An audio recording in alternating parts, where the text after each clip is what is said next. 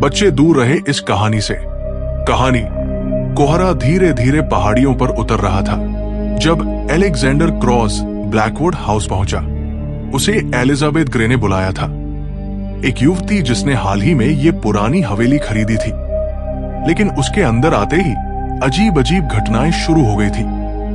दरवाजे अपने आप खुलना, दीवारों पर उभरते अजीब निशान, आधी रात को किसी के चलने की आवाज, और सबसे रहस्यमय बात, एक कमरा जो बाहर से दिखता था लेकिन अंदर से कहीं नहीं मिलता। एलेक्जेंडर ने सबसे पहले उस पुराने बटलर मार्कस से बात की, जिसकी आंखें किसी छुपे हुए राज को छुपा रही थी।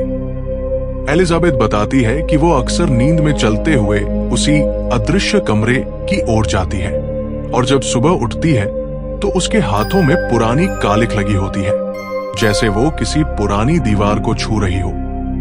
एक रात एलेक्जेंडर ने हवेली के ब्लूप्रिंट निकाले और तब उसे पता चला हवेली में एक गुप्त तहखाना है जो लगभग 80 साल से किसी ने नहीं खोला।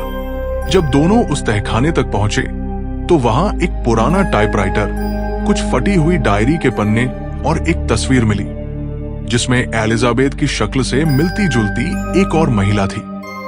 नाम था एलेनोर ब्लैकवुड, जो 1925 में रहस्यमय परिस्थितियों में गायब हो गई थी। क्या एलिजाबेथ एलेनोर का पुनर्जन्म है? क्या ब्लैकवुड हाउस अब भी उसके रहस्यों को जी रहा है, या ये सब किसी और की चाल है? जब एलेक्जेंडर ने डायरी को पढ़ा तो एक चिलिंग लाइन थी, अगर तुम ये पढ़ रहे हो तो शायद मैं अब जिंदा नहीं, लेकिन मेरी आत्मा अब भी यहां है। उस रात हवेली की बत्तियां बुझ गई और तहखाने से एक चीख सुनाई दी। हमारी कहानी देखने के लिए कृपया हमारे चैनल को लाइक और सब्सक्राइब करें।